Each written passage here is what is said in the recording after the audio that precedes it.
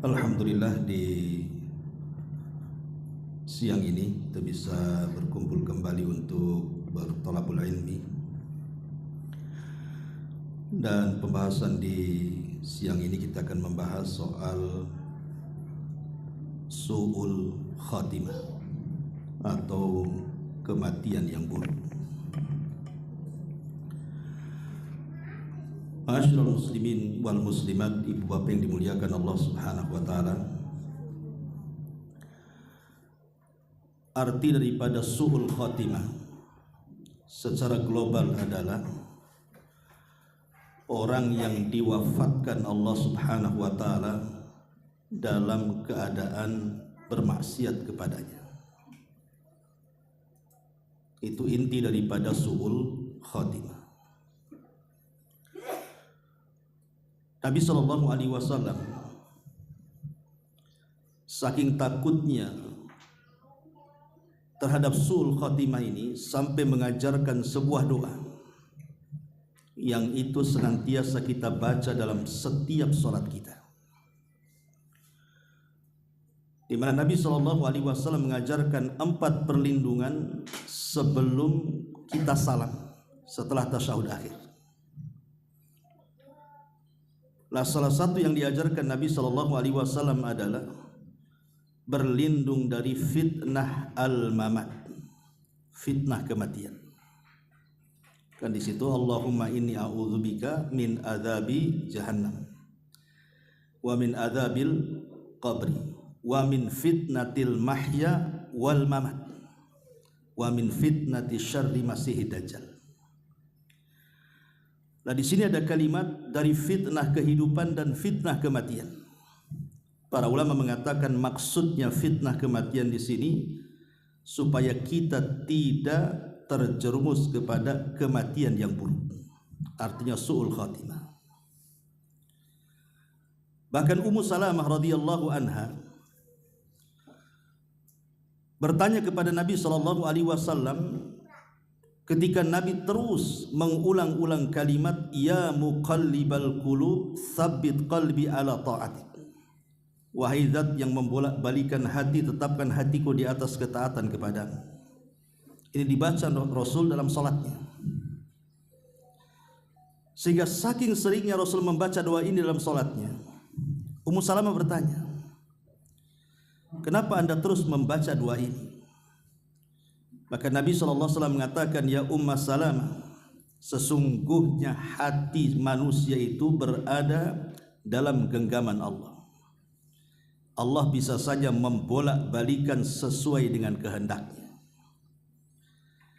Karena betapa banyak orang-orang yang awalnya istiqomah akhirnya pula futur. Dan itu banyak sekali.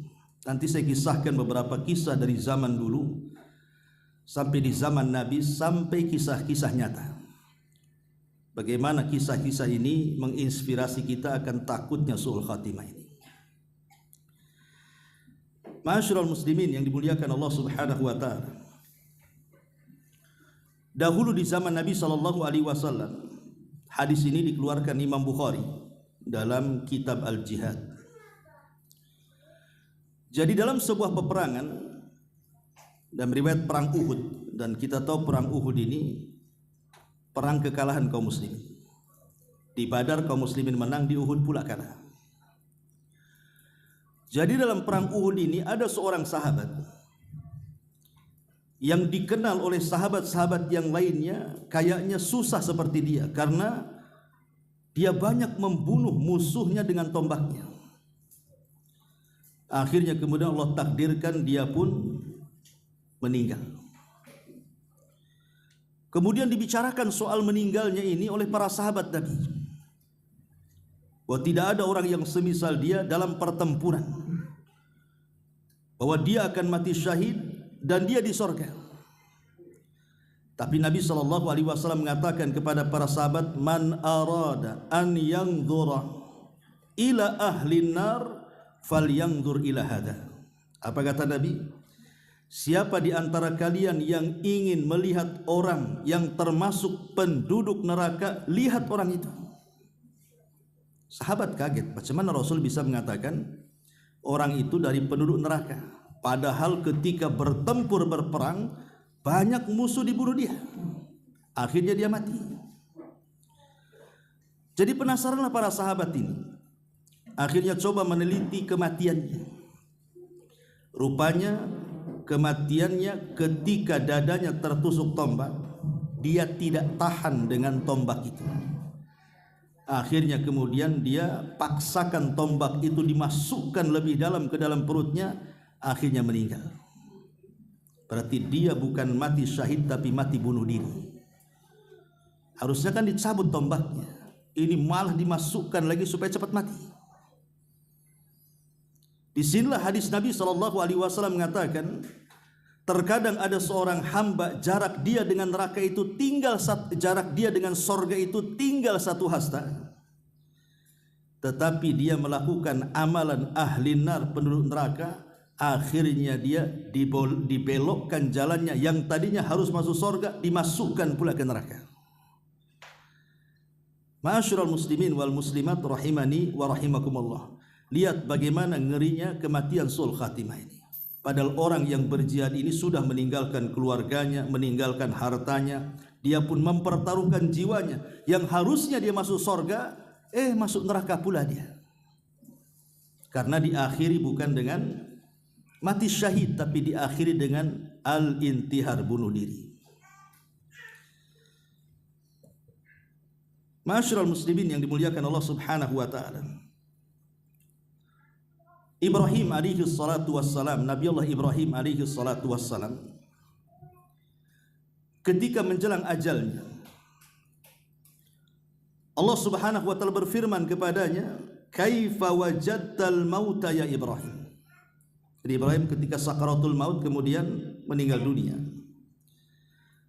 Kemudian Allah datang kepada Nabi Allah Ibrahim dan mengatakan, "Kaifa wajadtal mauta?"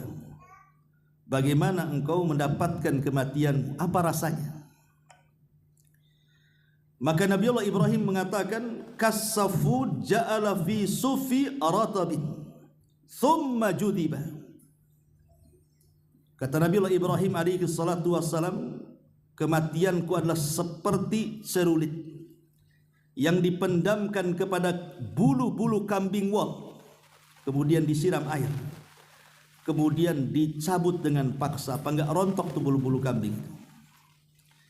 Maka Allah Subhanahu wa taala mengatakan kepada Ibrahim, "Amma inna qad hawwanna 'alaika." Tapi sesungguhnya wahai Ibrahim, aku sudah memudahkan kematian. Kalau seorang nabi sekelas Ibrahim alaihi salatu wassalam menggambarkan bagaimana detik-detik wafatnya, bahwa kematian itu seperti itu gitu, bisa merontokkan seluruh persendian. Tapi Allah ringankan karena dia seorang nabi. Macam mana selain daripada Nabi sallallahu alaihi wasallam, Ibrahim alaihi salam, tentu kematiannya juga lebih parah kan begitu. Makanya Nabi SAW ketika menggambarkan soal kematian itu, kematian seorang mukmin dan kematian orang kafir, apa kata Nabi SAW? Adapun kematian seorang mukmin itu seperti tetesan terakhir air yang keluar dari mulut teko. Artinya berjalan dengan pelan tetapi pasti. Ruh itu akan keluar. Tetapi kematian seorang kafir, kata Rasul, seperti tadi yang digambarkan Nabi Ibrahim. Seperti pisau berbentuk cerulit dipendamkan ke bulu-bulu kambing wol, kemudian bulu disiram, kemudian dicabut dengan cara paksa. Akhirnya merontokkan kulit-kulitnya, merontokkan seluruh persendiannya, dan dia pun kesakitan yang luar biasa. Kalau kita tahu bahwa hakikat kematian seperti itu, berarti inilah hakikat kematian su'ul khatimah. Hakikat kematian su'ul khatimah. Ma'asyiral muslimin wal muslimat rahimani wa rahimakumullah. Abu Darda radhiyallahu anhu kan seorang sahabat. Abu Darda seorang sahabat Nabi SAW yang ketika Rasul hijrah dipersaudarakan dengan Salman Al-Farisi. Abu Darda ini ketika menjelang wafatnya, kemudian ditanya kepadanya, karena dia menangis masalahnya. Saat detik wafatnya itu menangis. Dikatakan kepada Abu Darda, bukankah engkau adalah sahabat Nabi sallallahu alaihi wasallam? Artinya apa yang harus ditangisi? Engkau ini sahabat Nabi, tidak perlu risau lagi gitu kan. Tetapi Abu Darda radhiyallahu an mengatakan, aku menangis karena aku takut Allah mengakhiri hidupku dengan su'ul khatimah. Itu sekelas Abu Darda tuh, yang merupakan sahabat Nabi sallallahu alaihi wasallam saja takut kalau kematiannya itu diakhiri dengan kematian yang buruk. Harusnya ini yang ada pada diri kita, bukan sekelas Abu Darda, seorang sahabat Rasul yang sudah dijamin masuk surga kan. Makanya Sufyan Ats-Tsauri rahimahullahu taala juga sama, seorang tabi'in. Ketika detik-detik wafatnya dikatakan kepada Sufyan, ya Aba Abdillah, ini kunyah daripada beliau, amin kathratiz dzunub, apakah engkau menangis karena banyak dosa? Maka Sufyan Ats-Tsauri mengatakan, la, bukan itu. Walakin akhafu an uslabal iman qablal mauti. Aku menangis bukan karena aku takut banyak dosa, bukan. Tapi aku menangis kalau seandainya saat dicabut nyawaku, hilanglah iman pada dadaku, katanya. Artinya kalau sudah itu kan su'ul khatimah jadinya. Lah, inilah kisah-kisah ya ulama-ulama salaf kan, ataupun para sahabat Nabi sallallahu alaihi wasallam yang takut dengan kematian yang buruk itu. Karena kematian yang buruk itu sudah menentukan apa yang akan terjadi setelah kematian, baik dalam alam barzah ataupun setelah masuk ke alam akhirat. Sudah dipastikan pasti suram semuanya. Taib, kita akan sedikit menjelaskan tentang beberapa alamat dulu, alamat-alamat tentang su'ul khatimah. Kemudian yang kedua kita bicara tentang sebab-sebab su'ul khatimah, dan yang terakhir kita bicara soal kisah-kisah su'ul khatimah. Inilah pembahasan kita, 3 poin ini. Mudah-mudahan cukup waktunya. Yang pertama, di antara sebab-sebab orang itu mati di atas mati yang buruk adalah fasadul akidati, rusak akidahnya. Orang yang rusak akidahnya, maka kalau seandainya dia mati dan belum memperbaiki akidahnya, berarti mati di atas su'ul khatimah. Mati di atas su'ul khatimah. Dahulu ada seorang alim namanya Imran ibn Khittan.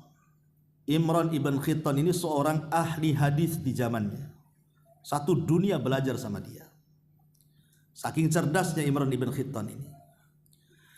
Jadi Imran ibn Khittan ini seorang ahli sunnah, akidahnya lurus. Entah kenapa dia tertarik dengan anak gadis, dan anak gadis ini putri daripada pamannya dan terkenal kecantikannya. Tiba-tiba dia tertarik hendak menikahinya. Masalahnya keluarga si gadis itu akidahnya rusak, berakidah nawasib atau dikenal dengan khawarij, yang Rasul katakan kilabu ahli nar, anjing-anjingnya neraka. Itulah orang-orang khawarij. Kawan-kawan Imran ibn Khittan ini menasihati, jangan kau menikah dengan gadis itu. Itu satu keluarga akidahnya rusak. Tapi dengan pedeknya Imran bin Khittan ini mengatakan, tidak ada masalah, saya nikah dulu dengan gadis itu dan saya akan perbaiki keluarganya, saya akan ajak mereka ke pemahaman yang benar ahli sunnah wal jamaah. Itu kata dia. Akhirnya karena dia ngotot, menikah pula dia dengan gadis pujaannya itu. Harusnya kan setelah dia menikah, dia mentarbiah istrinya, mentarbiah keluarganya. Yang tadinya khawarij harusnya kan ditarik kepada ahli sunnah wal jamaah. Tapi belakangan bukan dia yang narik, dia pula yang ketarik. Harusnya kan dia narik, dia yang ketarik, dia jadi khawarij jadinya. Sampai akhir hayatnya dia tidak bertobat kepada Allah Azza wa Jalla. Su'ul khatimah. Ini kan akidah yang buruk ini bahaya. Ya. Ini yang pertama, singkat-singkat saja. Kemudian yang kedua, al-israr 'alal ma'asi. al-israr al ma'asi. Sebab yang kedua adalah dia tidak mau bertobat dari kemaksiatannya, bahkan senang dengan maksiatnya. Kan ada orang-orang yang suka dan hobi bermaksiat itu, seperti orang yang hobi berzina, berzina terus, hobi minum khamar, minum khamar, hobi judi, ya judi saja, walaupun uangnya sudah habis pun judi saja dia, entah gimana caranya. Hobi gibah, ya gibah saja. Dan begitu seterusnya. Ada orang-orang yang hobi-hobi maksiat itu tidak mau berhenti. Maka orang yang hobi maksiat ini hati-hati, karena kematian seseorang itu tidak ada yang tahu kan.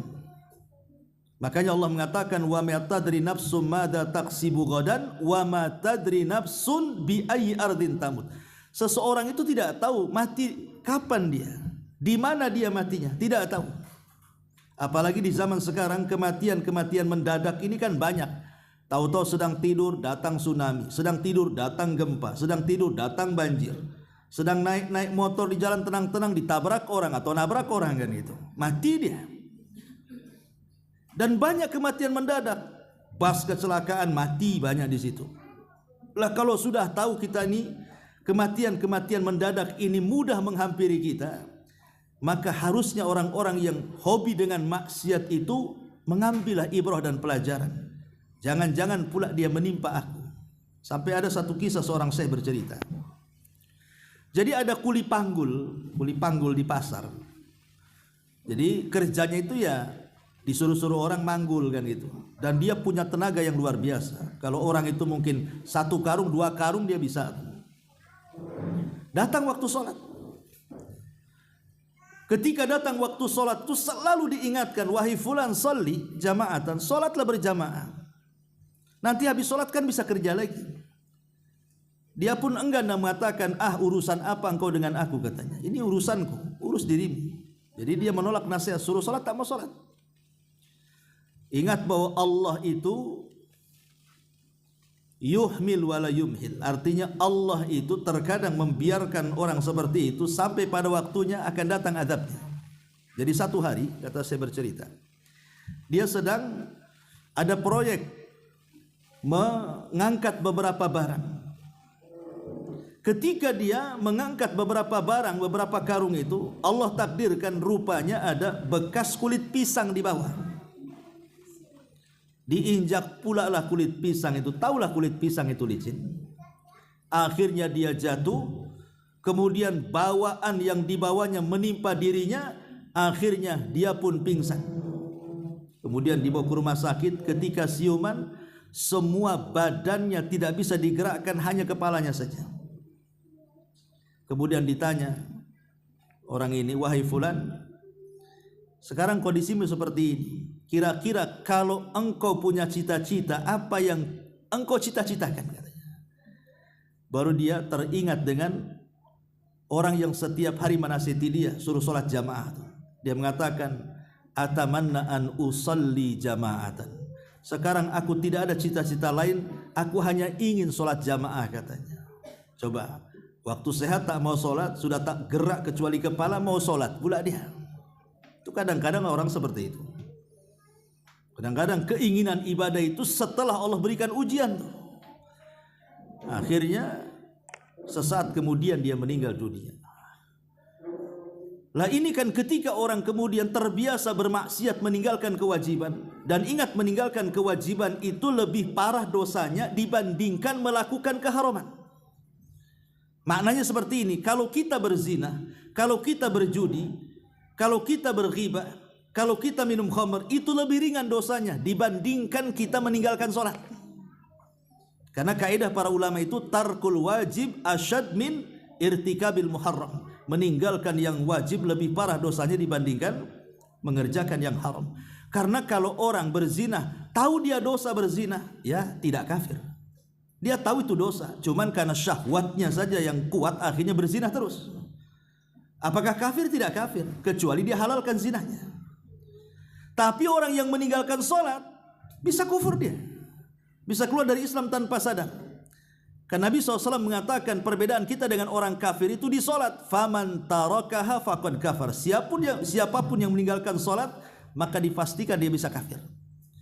Makanya Ibnu Taimiyah, Syekhul Islam Ibnu Taimiyah rahimahullah sampai mengatakan, man tarakas salata jumlatan faqad kafar. Siapa yang meninggalkan salat secara jumlah, artinya banyak meninggalkan dibandingkan melakukannya, sepakat konsensus para ulama kafir, keluar dari Islam. Tidak ada perselisihan ulama. Jadi kalau orang lebih banyak meninggalkan salat dibandingkan melakukannya, orang ini sudah kafir.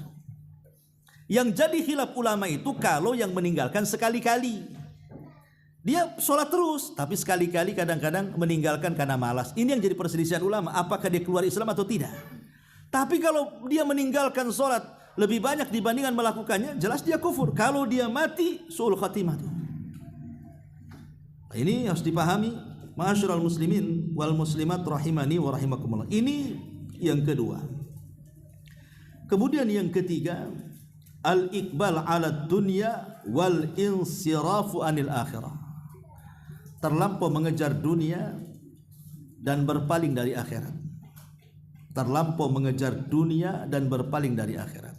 Sekarang apa yang dikejar di dunia itu sebenarnya sih? Hakikat dunia itu kan at-tajmi' wa tafriq. Kita kumpul sudah banyak, kita pula tinggalkan dunia itu. Itu hakikat dunia kan seperti itu. Kita kumpulkan dari muda, kita cari uang, akhirnya bisa beli tanah, bisa beli rumah, bisa beli kendaraan, uangnya pun bermiliar-miliar terkadang di ATM dia. Kalau seandainya dia mau duduk beribadah, uang itu tidak akan habis 7 turunan sebenarnya. Tapi terkadang namanya dunia itu kan menjadikan tulul amal.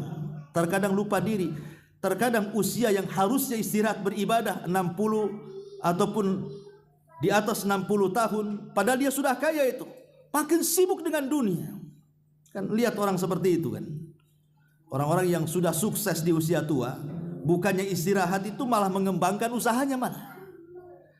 Dikembangkan lagi usahanya.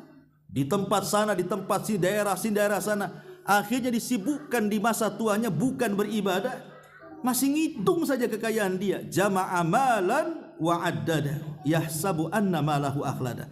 Ketika dia terus menghitung usahanya, akhirnya dia mengira dia akan kekal tidak mati di dunia itu. Kan ada orang seperti itu. Ketika sudah kaya, belum lagi disedekahkan hartanya, keburu mati dia. Makanya ulama mengatakan haqiqatul mal at-tajmi' wa tafriq. Hakikat harta itu kita kumpul, habis itu kita tinggalkan. Kemana harta ini? Ya jadi menjadi warisan ahli warisnya lah jadinya kan. Yang enak ahli warisnya. Dia mendapatkan harta itu dengan cara halal. Karena kan warisan itu halal dia. Walaupun ketika yang punya warisan itu mencarinya dengan cara haram. Tapi kalau sudah jadi warisan anaknya jadi halal kan begitu. Coba bayangkan. Anak-anaknya mendapatkan harta itu dengan halal, tapi orang tuanya mendapatkan harta itu dengan haram. Dia yang punya harta, dia yang sedang diazab dalam kuburan coba. Ya, makanya di sini harus dipahami bahwa harta itu terkadang menggiurkan orang. Dan arti yahsabu anna malahu akhlada, bahwa ketika orang suka menghitung-hitung harta itu kemudian menyangka harta itu yang akan mengekalkannya. Karena biasanya orang yang punya harta kalau dipandang sama orang yang tidak punya harta kayaknya tidak pernah mati-mati. Contoh umpamanya orang yang punya harta usianya sudah 50 tahun, itu wajahnya kayak 20 tahun, ya kan Bu? Karena suka ke salon, suka sauna, ngerawat badan. Coba orang-orang miskin itu yang tidak punya uang, itu usianya 20 tahun, mukanya kayak 40 tahun. Karena stres akhirnya bekerut kan gitu. Ya gimana dia mau jaga badannya, jaga mukanya, jaga raut mukanya, uang pun tak punya, beli listrik pun tak bisa. Akhirnya kelihatan tua lah. Jadi orang miskin memandang orang kaya yang kok awet muda. Sebenarnya bukan awet muda, awet tua dia itu. Casingnya aja awet muda kan. Sebenarnya dia sudah dekat ajalnya tuh. Itulah makna yahsabu anna malahu akhlada. Dia mengira bahwa harta itu mengekalkan dirinya. Karena pandangan orang miskin kepada orang kaya itu kayaknya awet muda saja. Padahal usianya sudah dekat tuh. Lah orang yang kemudian tulul amal, terlampau panjang amal-amal angan-angannya karena mengejar dunia meninggalkan akhirat, ini terkadang dilalaikan dengan kematian, terkadang tahu-tahu meninggal. Kan banyak itu pengusaha-pengusaha meninggal mendadak tuh.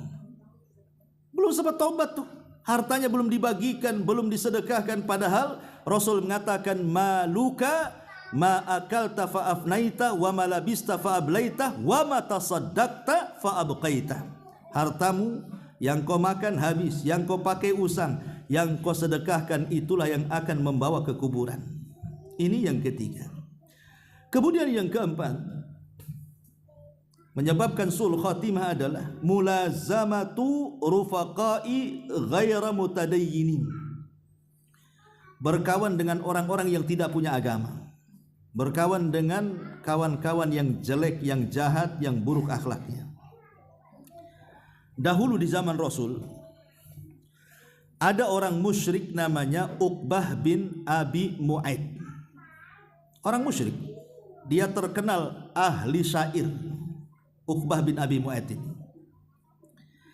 Ketika Nabi SAW baru saja diutus menjadi nabi, Nabi SAW suka membacakan Al-Quran, dan kita tahu bahwa Al-Quran ini diturunkan ketika orang Arab di atas puncak-puncaknya berbangga dengan bahasa. Banyak pujangga-pujangga muncul di zaman itu. Quran turun di situ untuk mematahkan para syu'ara ahli syair, bahwa bahasa Quran itu lebih tinggi dibandingkan para penyair.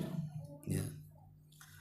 Jadi ketika Rasul membacakan Quran, ini Uqbah bin Abi Mu'aid, karena dia seorang penyair, dia suka, disangkanya Rasul itu sedang menyair padahal sedang baca Quran tuh. Karena tata bahasa yang tidak bisa dirangkai siapapun, ya itu wahyu dari Allah. Lama-lama senanglah Uqbah ini bin Abi Mu'aid kepada Nabi. Akhirnya jadi gandrung gitu ya. Jadi idolanya. Sampai satu hari, namanya idola, tapi dia tidak mau masuk Islam, cuma suka aja dengan Nabi. Kalau dia baca wahyu suka, tapi tidak mau masuk Islam juga. Lah satu hari dia ingin menjamu Nabi, makan di rumahnya. Ya namanya mau ngundang idolanya, ngundang artisnya lah kalau di zaman sekarang kan. Ya tentu kan makanan pun tidak sembarang kan, pasti akan masak makanan yang enak, minuman yang lezat kan itu. Ini yang diundang idolanya. Datang Rasul ke rumahnya. Sesampainya Rasul datang di rumah Uqbah bin Abi Mu'aid, tidak ada satu makanan pun yang dimakan Nabi. Ya tentu aib lah kan, kita sudah ngundang kok tidak mau makan pula, ini tamu ini cemana nih. Jadi nggak enak dia, nggak enak hati. Kemudian Uqbah bertanya, wahai Muhammad, kenapa kau tak mau makan? Maka Rasul mengatakan, sebenarnya bukan tak mau makan, masalahnya engkau itu di atas kesyirikan. Karena kan makanan pokok di zaman itu kan kambing, ya kan? Di zaman itu kambing itu jadi makanan pokok penduduk Mekah. Kalau penduduk Madinah kan kurma. Makanya kenapa kambing di Mekah itu diberkahi dan kurma di Madinah itu diberkahi. Beda kalau kambing sama air zam-zam itu kan berkat doa Nabi Ibrahim, makanya jadi berkah. Kapan itu? Ketika Nabi Ibrahim bertandang ke rumah Ismail, istri keduanya. Karena istri pertamanya kan diceraikan karena buruk akhlaknya. Lah ketika Ismail sudah menikah dengan istri keduanya kan menghidangkan daging sama air zam-zam. Ketika itu belum berkah air itu, ya air biasa saja. Tapi karena Ibrahim kemudian mengatakan Allahumma barik fi ta'amikum wa syarabikum, ya Allah berkahilah makanan dan minuman kalian. Sejak itulah kambingnya menjadi berkah dan air zam-zamnya menjadi berkah. Beda dengan Madinah. Kalau Madinah itu yang mendoakan bukan Ibrahim tapi Nabi SAW. Sebagaimana Ibrahim mendoakan Mekah, maka Rasul mendoakan Madinah. Makanya kurma di Madinah itu menjadi berkah, yang disebut dengan ajwa. Itulah bedanya, kalau di Madinah menang di kurmanya, kalau di Mekah menang di kambing sama di zam-zamnya. Makanya antum ketika umroh kemarin yang sudah umroh ya kan, walaupun makan kambing pagi, siang, sore nggak ada masalah di Mekah itu. Jangan makan kambing yang dipelihara di temiang. Coba saja kalau pagi kambing temiang, sore kambing temiang, besok 1 bulan itu kita yang ke temiang tuh. Itu kan masalah tuh. Lah karena tidak berkah kan ya. Ya makanan biasa saja di sini semua juga bisa mendatangkan penyakit kan itu. Tapi karena di sana berkah, yang makan kambing orang Arab biasa saja. karena memang diberkahi di sana. Sebagaimana juga kurmanya. Ya. Baik, singkat cerita, ma'asyiral muslimin wal muslimat rahimani wa rahimakumullah. Jadi Nabi SAW tidak mau makan di rumah Uqbah bin Abi Mu'ayth itu. Alasannya karena di atas kesyirikan. Jadi kata Uqbah itu, ya sudah, gimana caranya biar kau makan? Karena bagi orang Arab itu aib kalau tamu masuk kok tak makan. Karena termasuk adat baik jahiliyah itu adalah menjamu tamu. Orang Arab jahiliyah, sejahiliyah-jahiliyahnya orang jahiliyah itu, kalau soal jamu tamu nomor satu. Pokoknya dikeluarkan makanan tuh. Kita ini sudah lewat jahiliyah. Saya bertamu pula lah pakai botol aqua. Tak ada lah makanan di sana. Terbalik kita ini. Kita udah nggak jahiliyah padahal kan. Nggak ada kita ini. Paling toples itu pun bekas lebaran di Idul Fitri itu. Jadi intinya bahwa kata Rasul, kalau aku ingin makan dari makananmu, bersyahadatlah, katanya. Terpaksalah bersyahadat, bukan ingin masuk Islam, enggak. Jadi syahadatnya itu supaya Nabi mau makan, ceritanya. Bersyahadat, ya asyhadu an la ilaha illallah wa asyhadu anna Muhammad Rasul. Baru Nabi mau makan. Enggak kepikiran dia masuk Islam, enggak, ya. Cuman biar Nabi makan saja, makanya dia mengucapkan syahadat tuh. Rupanya syahadatnya Uqbah ini kedengaran sama kawannya, namanya Umayyah ibn Khalaf. Umayyah ibn Khalaf ini sama tokohnya dengan Abu Jahal juga tuh. Satu tokoh juga ya, orang-orang besar di zaman itu. Lah Umayyah bin Khalaf dengan Uqbah ini CS-nya. Ya, kawan dekatnya. Marah Umayyah ini. Didatangilah Uqbah ini dan mengatakan, ya Uqbah, aku dengar engkau sudah kesurupan dengan agama Muhammad, ya. Kata Uqbah, enggak, katanya. Ya, tapi aku dengar engkau sudah bersyahadat. Kemudian dijelaskan baik-baik sama Uqbah ini. Wahai Umayyah, aku bersyahadat itu bukan karena aku masuk ke agama Muhammad. Tidak. Supaya dia mau makan di rumah, itu saja. Tapi Umayyah ini tidak percaya. Sampai kemudian Uqbah memastikan, mengatakan, bagaimana caranya supaya kau yakin aku tidak masuk agama dia? Kata Umayyah, pokoknya aku tidak akan mempercayai kamu sampai kau buktikan dengan cara apa? Hinakan Muhammad dengan caramu. Kalau aku tahu kau menghinakan dia dan aku melihat atau mendengar, baru aku yakin kau kawan dekatku, kata. Kalau tidak, jangan pernah berkawan lagi denganku, kata. Subhanallah. Padahal kan Uqbah ini sudah dapat hidayah, walaupun sebenarnya bukan ingin masuk Islam, tapi kan dengan mengucap dua syahadat dohirnya kan masuk Islam. Sampai satu hari Abu Jahal ini sedang duduk-duduk bersama para pemuda Quraisy di dekat Ka'bah. Dan Nabi kebiasaannya kan biasanya sholat 2 waktu. Sebelum ada sholat 5 waktu itu Rasul selalu melaksanakan sholat 2 waktu.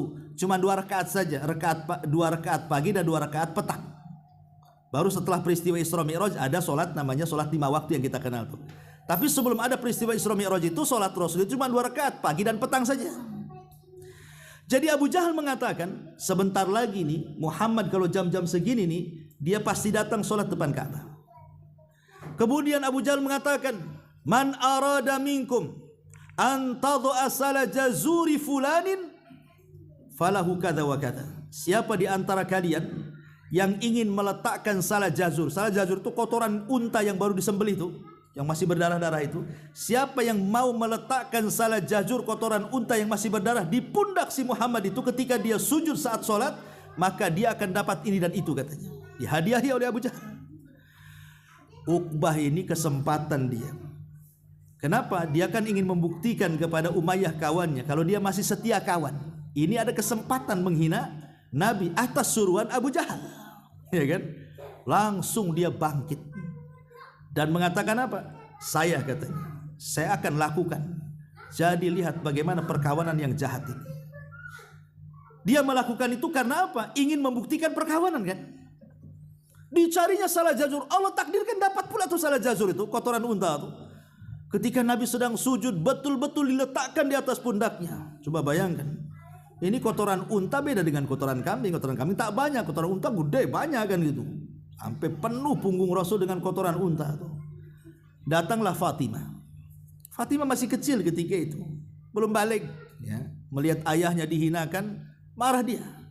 Akhirnya dibersihkanlah, Rasul sedang sujud. Setelah kemudian bersih, Nabi SAW kemudian menyingkat sholatnya. Selepas salam, Fatimah langsung mengatakan, ya abi ud'u ila haula, ud'u ala haula, wahai abi, doakan keburukan bagi mereka, katanya. Masih kecil padahal ngomong begitu, ya, doakan keburukan kepada mereka. Dan ini menunjukkan keberanian Fatimah, ya. Kata Nabi, baru kemudian Rasul mendoakan laknat kepada orang-orang yang di situ, termasuk Abu Jahal, termasuk Umayyah, termasuk juga Uqbah. Didoakan laknat sama Nabi. Subhanallah. Ketika terjadi perang Badar, semua yang didoakan laknat Rasul, semua dihinakan di perang Badar, mati semuanya, termasuk Uqbah. Dia tertangkap menjadi tawanan, kemudian disalib dan mati dalam tiang saliban, dan dialah orang yang pertama disalib dalam Islam karena menghina Nabi SAW. Uqbah bin Abi Mu'ayth mati di atas kekafiran. Inilah makanya buruknya apa? Teman-teman yang buruk itu menyeret kita. Ini di antara sebab su'ul khatimah. Kemudian juga di antara sebab su'ul khatimah adalah at-taswifu bitaubah. Taswif itu dari kalimat saufa. Dalam bahasa Arabnya saufa itu mungkin bahasa kitanya nanti-nanti. Kapan lo tobat? Nanti habis haji, ya kan? Habis haji tak tobat juga. Kapan mau tobat? Nantilah pulang umroh. Habis umroh tak tobat juga. Kapan mau tobat? Tunggulah 50 tahun. Saya kan masih muda. Ya, masih 49 tahun, kurang setahun katanya.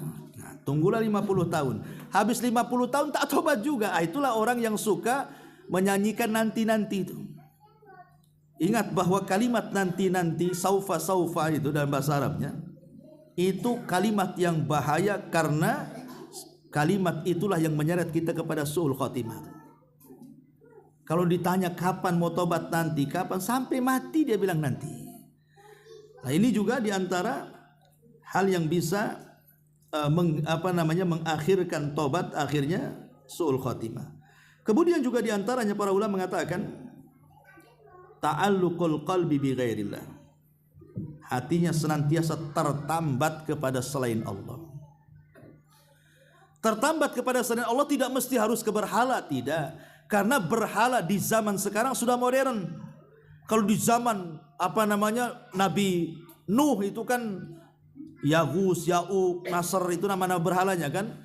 Kalau di zamannya Nabi Ibrahim, matahari, bulan. Di zaman Rasul ada Lata, Uzza, Manat, Hubal, itu berhala-berhala kan. Kalau sekarang kan tidak ada berhala-berhala kayak gitu. Sekarang berhalanya nih kalau ibu-ibu itu ya, tas, ya, sepatu, kemudian apalagi gelang, emas, pakaian. Nah, itulah kendaraan, rumah, ya. Lah inilah yang menjadikan ketika hati kita berpaling kepada perhiasan dunia, maka Rasul mengatakan ta'isa abdud dinar wa ta'isa abdud dirham wa ta'isa abdul khamisah, kata Rasul. Celaka hamba-hamba uang, dinar dirham, dan celaka hamba-hamba penggandrung pakaian. Ya. Jadi sekarang ini berhalanya kan macam-macam tuh. Berhalanya itu sudah ke yang lain. Kalau dulu Lata, Uzza, ya sekarang ya manusia, bahkan istri nyembah suami, suami nyembah istri. Boleh jadi bentuknya adalah karena dia lebih mentaati pasangannya dibandingkan Allah Subhanahu wa taala. Banyak sekarang ini. Dia lebih cinta kepada pasangannya dibandingkan cintanya dia kepada Allah. Contoh yang sederhana, satu kisah lah. Di zaman Nabi SAW ada seorang laki-laki namanya Julaibib. Julaibib ini orang miskin, tidak punya apa-apa. Julaibib ini sudah miskin, kemudian tidak punya nasab yang baik, kemudian juga tidak punya perawakan yang tampan. Dia kecil, dia hitam, dia kriwel, tidak tampan, pokoknya banyak kekurangannya lah Julaibib ini. Jadi satu hari Rasul nanya sama Julaibib, Julaibib, kapan kamu mau kawin? Gitu. Marah Julaibib sama Nabi. Rasul, bukan aku tak mau kawin, wanita mana yang mau dengan Julaibib, katanya. Wanita mana yang mau dengan Julaibib? Sampai di sini pertanyaan Rasul. Besoknya ketemu lagi, ditanya dengan hal yang sama. Kapan kamu kawin? Makin marah Julaibib ini. Rasul, sudah kukatakan wanita mana yang mau dengan aku, katanya. Sampai 3 kali, akhirnya ditinggalkan Nabi. Ketika dia mau meninggalkan Nabi, langsung oleh Nabi dipanggil, tunggu dulu sini katanya. Betul nih, saya serius. Kau menikah? Dia mengatakan, ya mau Rasul, tapi wanita mana yang mau dengan aku? Begini, kau datang ke tengah-tengah kampung orang Ansor itu. Di situ ada rumah gang sekian, nomor sekian, RT sekian, RW sekian. Memang ya kalau sekarang lah kan itu. Kau ketuk rumahnya. Nanti kalau sudah dibuka langsung ngomong, aku utusan Rasul, nikahkan putrimu denganku. Kan enak tuh. Rasul selalu ngomong itu. Berangkat Julaibib ini ke rumah yang dituju. Diketuklah rumah tuh. Akhirnya yang buka rupanya laki-laki. Kaget. Ngapain lo Julaibib di sini? Ya. Aku utusan Nabi, kata Julaibib. Kata Nabi, serahkan putrimu, nikahkan dengan aku. Apa enggak terperanjat-peranjat bapaknya? Kok datang-datang minta dinikahi kan? Oh, tunggu dulu gitu ya. Saya akan ngomong dulu dengan istri saya. Dipanggil istrinya. Kemudian suaminya ngomong, Bu, ada Julaibib. Katanya dia utusan Nabi. Dia ngomong nikahkan putri kita dengan dia. Oh, makin stres istrinya. Apa tidak ada orang lain? Kenapa mesti Julaibib? Kenapa tidak Abu Bakar, Umar, Utsman? Kok dia pula yang datang? Katanya. Marah istrinya. Subhanallah, di luar prediksi orang tuanya, rupanya ada gadisnya mendengar di balik tembok tuh. Langsung keluar. Rupanya anak gadisnya ini adalah min ajmali fatati al-ansar, wanita paling cantik dari wanita-wanita Ansar. Dia mengatakan kepada kedua orang tuanya, atarudani rasulillah, kalian berani menolak utusan Rasul, nikahkan aku dengan dia, katanya. Wah, gini, enak ini ceritanya ya. Akhirnya ya gimana pula kan, Rasul yang memerintahkan. Akhirnya menikah, turunlah ayat wa ma kana lil mu'minin wala mu'minatin idza qadallahu wa rasuluhu amran an yakuna lahumul khiyaratu min amrihim wa man ya'sillaha wa rasulahu faqad dhalla dhalalan ba'ida. Kalau Allah dan Rasulnya sudah memerintahkan satu perkara, tidak layak bagi seorang mukmin laki-laki dan seorang mukmin perempuan ada kebimbangan dalam hatinya. Tidak boleh. Harus sami'na wa ata'na. Turun ayat ini memuji wanita tadi, anak gadis tadi. Setelah menikah, malamnya harusnya yang namanya paginya akad, kan malamnya itu kan yang ditunggu-tunggu semua anak-anak muda kan. Malam pertama. Kalau yang sudah tua tak adalah malam pertama itu. Ini yang muda-muda yang baru nikah pasti ditunggu-tunggu malam pertama. Ketika di situ Julaibib hendak, belum lagi menggauli istrinya, hendak menggauli istrinya. Tiba-tiba ada panggilan dari luar. Panggilan umum dari luar, ada utusan Nabi SAW sambil berteriak, ya khairullah hirkabu, hei kuda-kuda Allah, persiapkan diri kalian, kita akan berangkat jihad. Semua para sahabat pada keluar rumah ingin jihad. Julaibib ini ada dua panggilan. Pertama panggilan istrinya, yang kedua panggilan jihad. Kira-kira kalau antum di posisi Julaibib, milih mana tuh? Kan ini malam pertama masalahnya. Nggak mungkin ikut jihad. Ini malam pertama masalahnya kan. Besok kan ada jihad lagi. Itu paling alasan kita. Tidak dengan Julaibib. Dia mengatakan kepada istrinya, di sana ada panggilan Nabi, malam ini ada panggilan kamu. Aku lebih memilih panggilan Nabi. Berangkat dia. Belum disentuh istrinya. Akhirnya perang dia. Subhanallah, setelah selesai perang Allah menangkan peperangannya. Kemudian yang selamat berkumpul, yang korban dikumpulkan. Kata Rasulullah, kata Rasul, sudah lengkap semua pasukan. Kata para sahabat, sudah wahai Rasul, yang hidup sekian, yang korban sekian. Kata Rasul, tidak, kalian salah hitung, kurang satu. Subhanallah, dalam peperangan masih juga kurang satu, kata Rasul. Nggak ada yang kenal yang satu ini siapa. Kata Rasul, aina Julaibib, di mana Julaibib? Sampai sahabat nggak kenal, salah hitung. Ya karena kefakirannya tadilah, makanya tidak dikenal orang. Maka Rasul pun mencari-cari jasad Julaibib. Rupanya Julaibib sedang terkapar, di sekitarnya 7 orang musyrik dibunuh dia. Maka Rasul mengambil jasad Julaibib, meletakkan di pahanya, kemudian mengatakan, ya Julaibib, ana minka wa anta minni. Aku bagian darimu dan engkau bagian daripada aku. Tapi syahidnya di sini bagaimana? Lihat bagaimana sosok Julaibib. Padahal dia tidak laku karena fakirnya, karena jelek rupanya, karena tidak punya tampang yang baik. Sekali giliran dapat istri yang cantik, ditinggalkannya pula demi Allah dan Rasulnya. Nah, itulah kalau ini bisa kita praktekkan, berarti kita masih menghambakan diri kepada Allah. Tapi kita ini kadang-kadang tidak. Kita lebih taat kepada suami, istri taat kepada suami atau suami taat kepada istri. Ini kan bahaya. Nah, inilah namanya ta'alluq bi ghairillah namanya. Ketergantungan kepada selain Allah ini bisa mengakibatkan su'ul khatimah. Ini juga diantara sebabnya. Kemudian juga sebab berikutnya adalah al-intihar. Tadi saya sudah jelaskan di muqaddimah, al-intihar itu orang yang bunuh diri karena stres dengan kepenatan kehidupan dunia. Kan saya pernah lihat YouTube itu ada seorang ibu mencekoki 3 anaknya, 1 bayi, 2 sudah agak gede, dikasih racun, akhirnya dia pun minum racun, akhirnya 4-empatnya meninggal. Kemudian nulis surat di situ. Rupanya isi suratnya apa? Masalah faktor ekonomi. Karena tidak tahan merawat anaknya karena sudah cerai dengan suaminya, akhirnya dibunuh semua, dia pun akhirnya bunuh diri. Dia kira kematian seperti itu akan beristirahat dari dunia. Tidak. Kematian bukan untuk beristirahat, apalagi orang bermaksiat kan.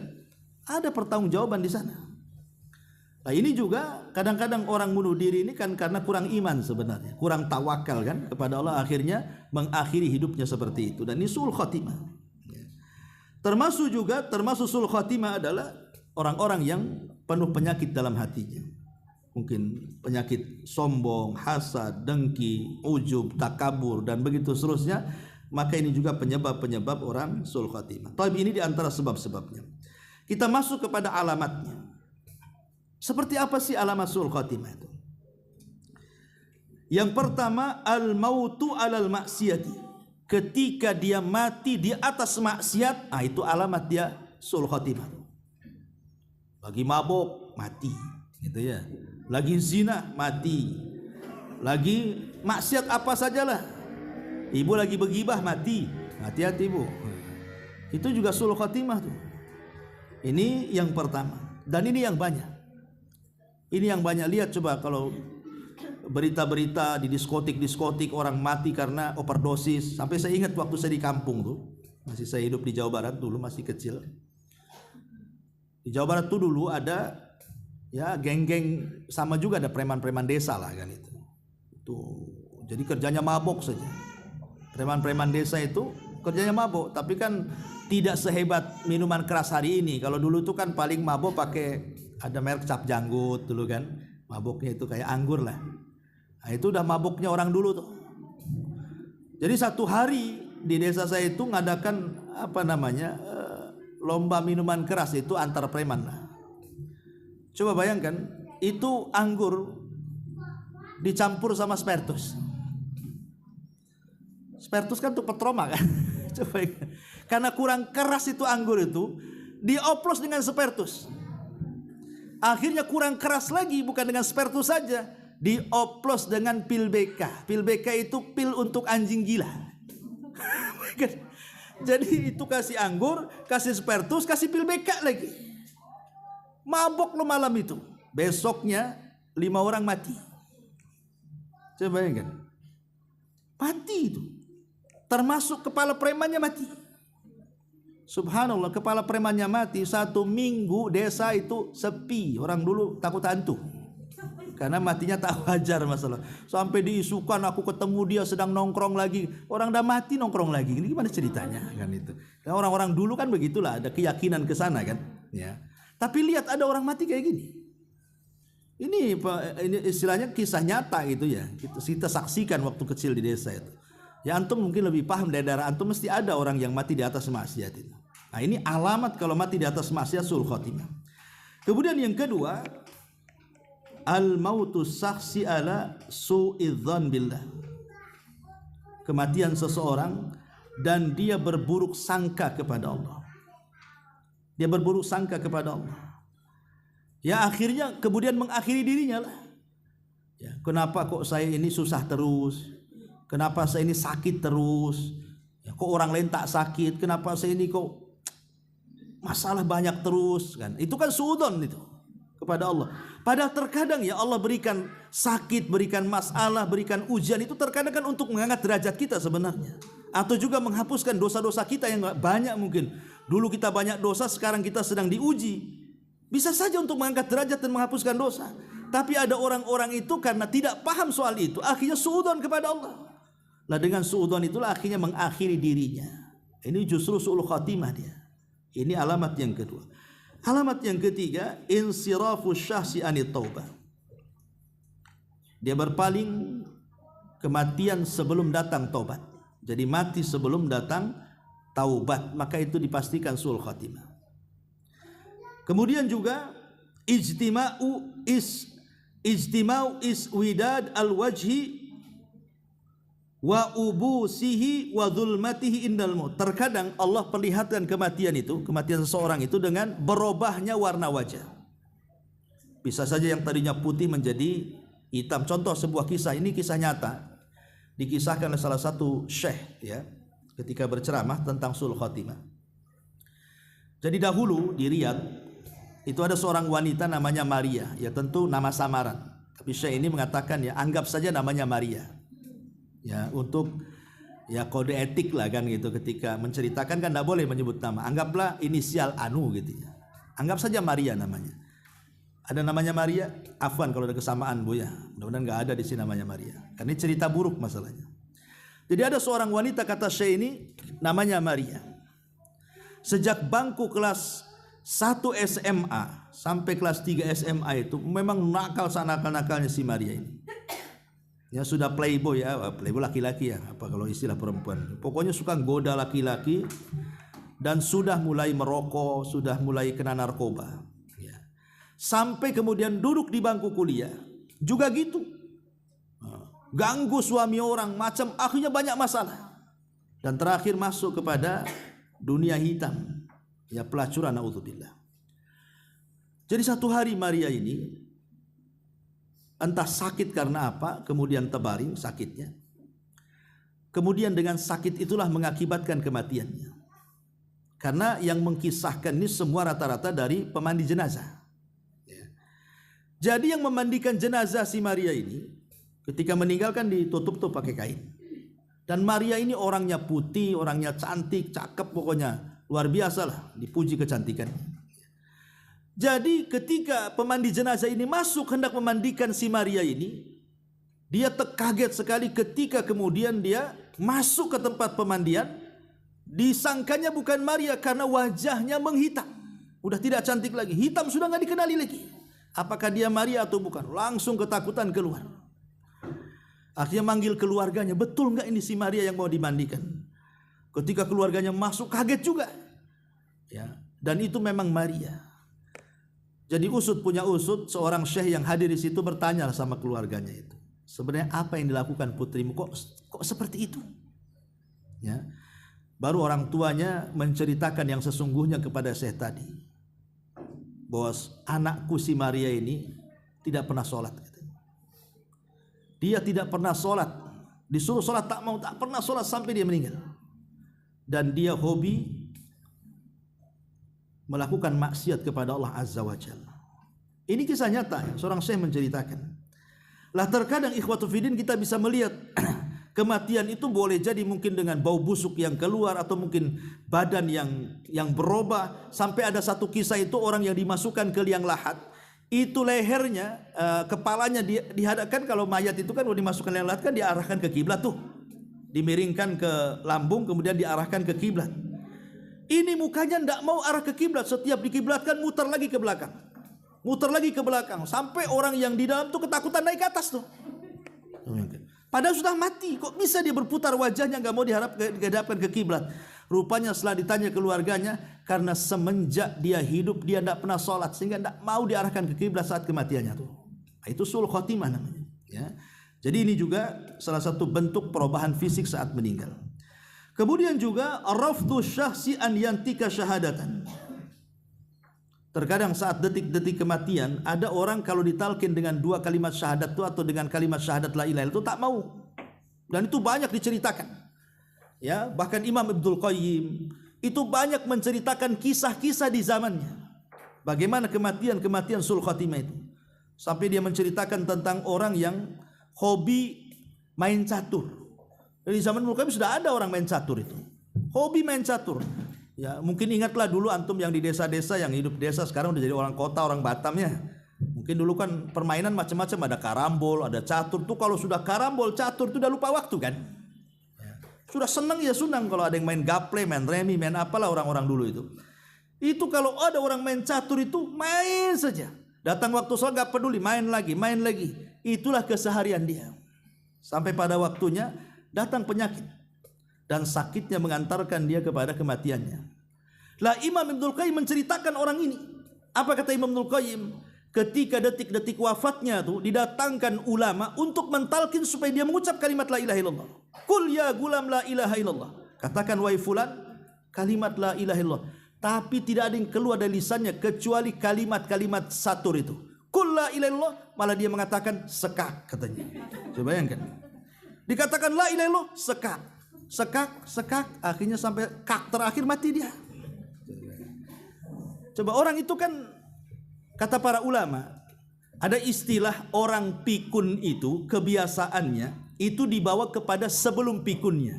Lah orang mati itu juga akan mati dibawa kepada kebiasaan hidupnya. Hati-hati. Makanya kenapa kalau orang pikun kadang-kadang latah ngomong yang jorok-jorok, karena sebelum pikun itu yang diucapkan tuh. Saya pernah mendengar itu ada orang kaget itu yang keluar itu yang jorok-jorok yang keluar itu. Tahap yang disebutkan.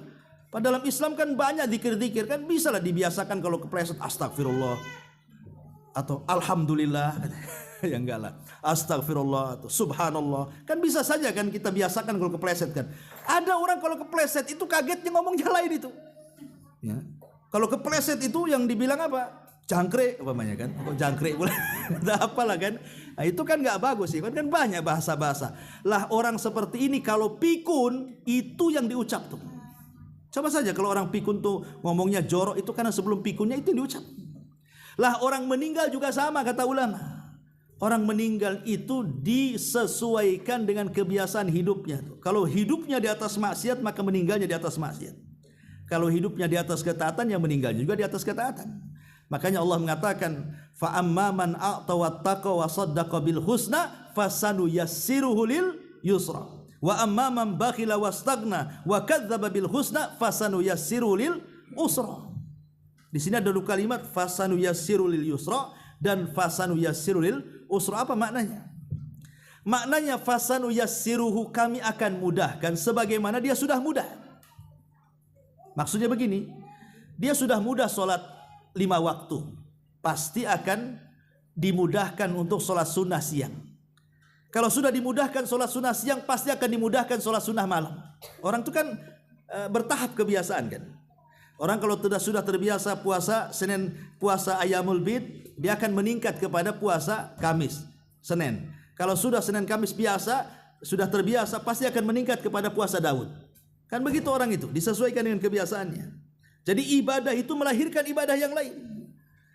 Jadi kalau dia sudah mudah sholat wajib, kemudian beralih kepada sholat sunnah di siang hari, kemudian sholat sunnah di malam hari, Allah mudahkan terus sampai Allah akhiri seperti hidupnya. Jadi dimudahkan ibadah sehingga diakhiri dengan ibadah. Lah sebagaimana ibadah melahirkan ibadah yang lain, maksiat juga sama melahirkan maksiat yang lain. Contoh, orang kalau punya hutang. Nanti bulan depan Pak saya bayar. Oke, sudah bulan depan ditagih, pasti dia akan mulainya kan satu, tidak bayar hutang itu sudah zalim. Tapi dia akan merembet buat dosa lain, berdusta. Ya kan, mulai dusta kan dia. Enggak ada duit nanti aja, padahal ada duit tuh. Mulai berdusta kan. Mulai dari zalim berdusta. Kemudian dari dusta apa lagi? Mulai dia benci dalam hatinya. Tengok dia langsung pergi dia. Makanya orang punya hutang itu stres di malam hari, menghilang di siang hari. Itu memang begitu kaedahnya orang yang punya hutang tuh. Malam stres, siang hilang. Ya dicari-cari orang lah, debt collector nyari dia hilang kan gitu ya. Makanya jangan punya hutang, stres hidupnya. Intinya bahwa maksiat juga melahirkan maksiat yang lain. Ketika maksiat melahirkan satu maksiat melahirkan satu maksiat, akhirnya Allah tutup dengan maksiat yang terakhir. Itulah makna fasanu yassiru lil usra. Makanya ada orang-orang itu yang dipersulit membaca kalimat la ilaha illallah saat kematiannya. Bahkan ini kisah nyata, ada seorang syekh juga bercerita. Jadi kejadiannya di Arab Saudi juga.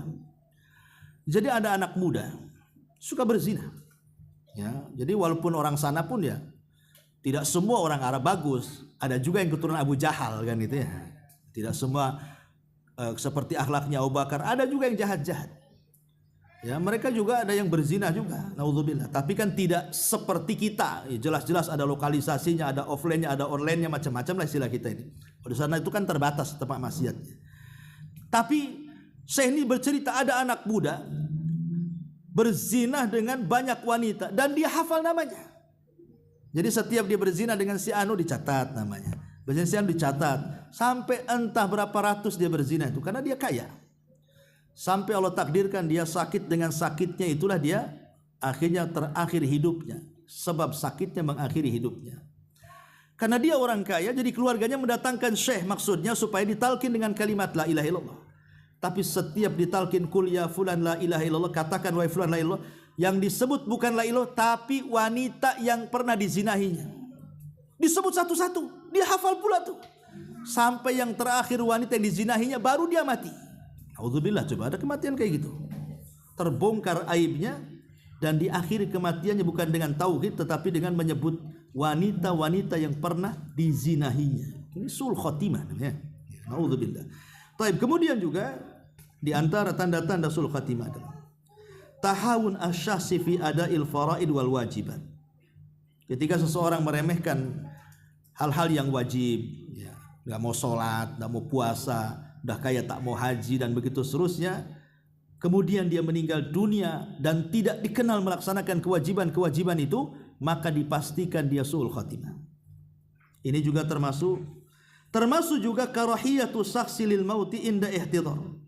Ada orang yang tidak mau mati saat sakaratul maut. Dengan cara apa? Boleh jadi mungkin Allah buat dia koma berbulan-bulan tak mati-mati. Lah orang yang seperti ini sebenarnya masuk pada sabda Rasul, wa man kariha liqa Allah karihallahu liqa'ah. Siapa yang benci berjumpa dengan Allah, Allah benci berjumpa dengan dia. Tapi siapa yang cinta berjumpa dengan Allah, Allah cinta pula dengan dia. Apa maknanya? Orang kalau selama di dunia dia investasikan kehidupannya untuk akhirat.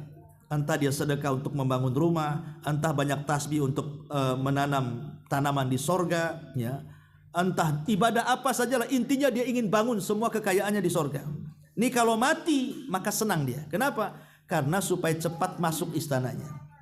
Tapi kalau seandainya ketika hidup itu tidak ada yang diinvestasikan di akhirat, semua investasi di dunia, buat rumah, beli tanah, beli kendaraan, pokoknya tidak ada satu pun disedekahkan. Itu biasanya waktu mati tidak mau mati dia. Kenapa? Karena dia akan meninggalkan rumahnya, meninggalkan tanahnya, meninggalkan perhiasannya, meninggalkan tasnya, meninggalkan macam-macamnya kan. Inilah orang-orang yang sulit kematiannya, tidak mau mati, tapi tetap harus mati. Makanya di sini penting kita ini untuk bukan hanya sekedar membangun rumah di surga di dunia, tapi juga bangunlah rumah di akhirat. Termasuk juga tanda-tanda sul khatimah adalah banyaknya celaan kepada orang yang sudah meninggal. Dicela manusia bukan dipuji. Kan itu pernah terjadi di zaman Rasul, ada 2 jenazah. Ya. Yang pertama jenazah ini manusia memujinya. Yang kedua jenazah ini manusia mencacinya. Maka dua-duanya Rasul mengatakan wajabat katanya. Sahabat bertanya, apa makna wajabat ya Rasulullah? Maka Rasul mengatakan, adapun jenazah yang pertama dipuji banyak manusia, wajabat lahul jannah, maka dipastikan masuk surga. Adapun jenazah yang kedua dicaci maki orang ini, wajabat lahun nar, maka dipastikan dia masuk neraka. Ya. Makanya jadi orang baik. Kalau orang baik itu pasti akan dikenang kebaikannya. Ya, tapi biasanya orang baik itu tak lama itu hidupnya, cepat mati biasanya. Makanya ada orang, iyalah memang orang baik itu cepat mati. Itu usianya ber-30 baik kali orang yang mati. Itu si Anu udah 70 tahun kurang ngajar, gak mati-mati kan. Kan ada orang bahasa masyarakat kan kayak gitu deh. Ya, intinya bahwa kalau dia mati banyak yang puji, maksudnya positif ya pujiannya. Dipuji karena mungkin dia ahli sholat, ahli sedekah, pokoknya adalah yang dipuji dari ibadahnya, maka Rasul mengatakan wajabat lahul jannah. Tapi kalau ada orang yang dicaci maki karena kejelekannya, mungkin di dunianya dia tukang maling, dia korupsi, dia apa, akhirnya semua orang mencaci gara-gara maksiatnya. Ini kata Rasul wajabat lahun nar, dipastikan dia masuk neraka. Oh, ini masih panjang pembahasannya tapi sudah 11.30 ya. Ini duhur cepatnya. Saya kira tidak bisa kita lanjutkan. Kita buat tanya jawab saja, nanti tidak ada waktu untuk tanya jawab.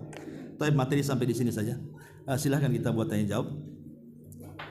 Silahkan ibu-ibu atau bapak-bapak yang bertanya.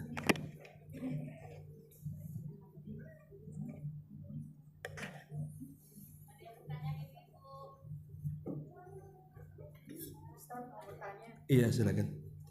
Saya pernah mendengar jika seseorang itu meminum khamar atau alkohol itu apa benar sholatnya atau ibadahnya tidak diterima selama 40 hari? Iya, alhamdulillah. Ada beberapa riwayat yang menjelaskan beberapa dosa yang kalau dilakukan itu sholatnya tidak akan diterima selama 40 hari. Salah satunya orang yang datang ke dukun contohnya.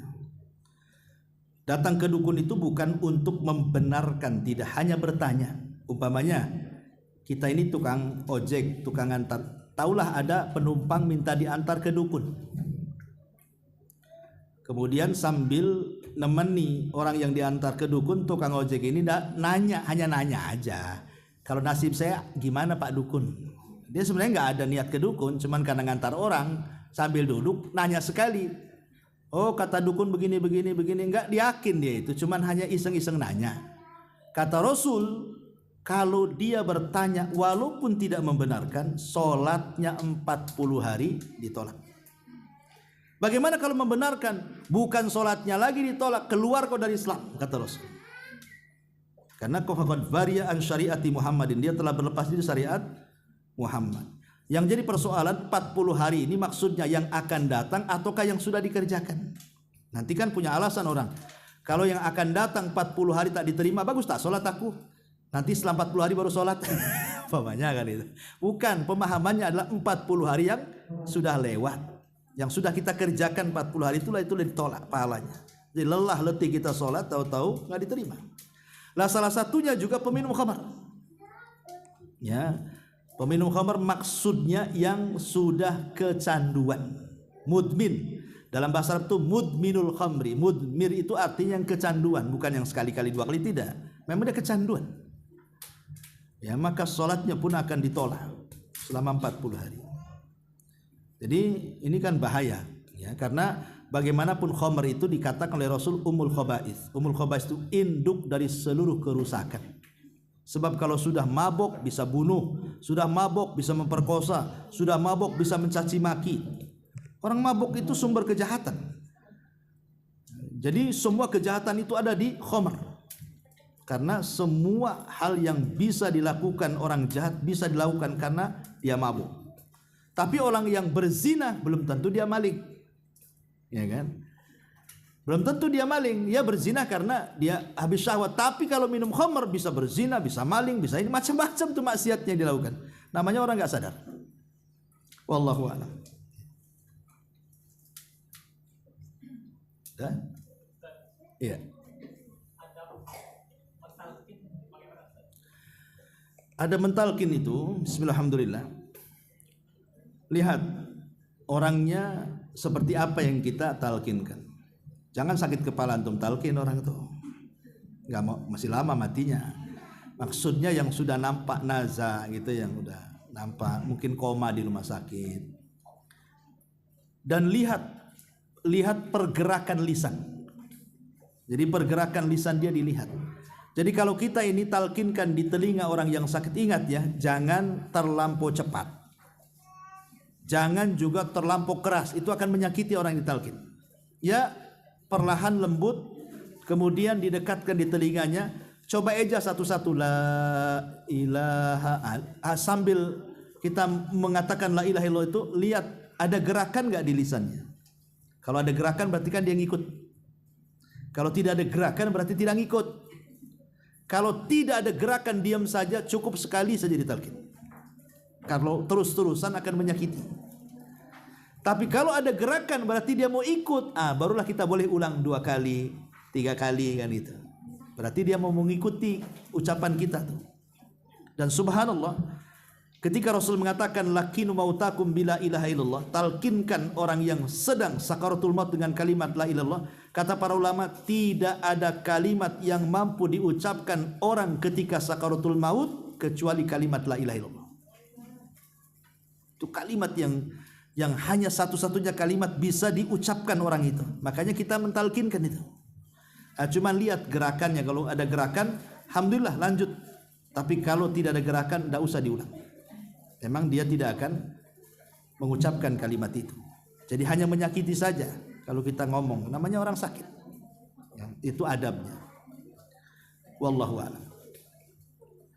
Adapun tentang kalimat lakinu mautakum bi Yasin, kan ada hadis mengatakan talkinkan orang yang sedang sakarat maut dengan bacaan surah Yasin.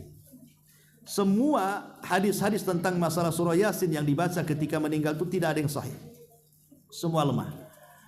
Cuman ulama mengatakan lau faradna, ada istilah ulama hadis itu lau faradna. Kalaulah seandainya kita anggap hadis itu sahih, seandainya anggap hadis itu, maksudnya apa gitu maksudnya?